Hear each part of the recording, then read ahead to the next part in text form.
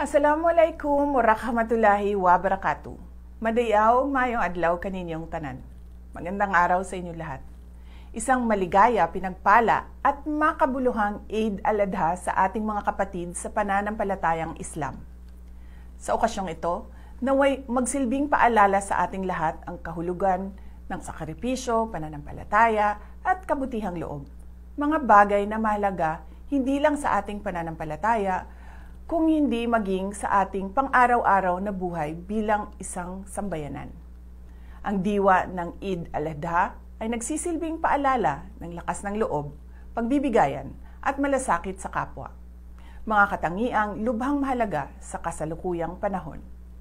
Ang aking pakikiisa sa inyo ay pinagtitibay ng kapatiran, paggalang at pagtanggap. Tanggapin sana natin ang biyaya ni Allah sa lahat ng panahon. Eid Mubarak! Ang lahat ng ginagawa natin ay para sa Diyos, sa bayan at sa bawat pamilyang Pilipino. Syukran!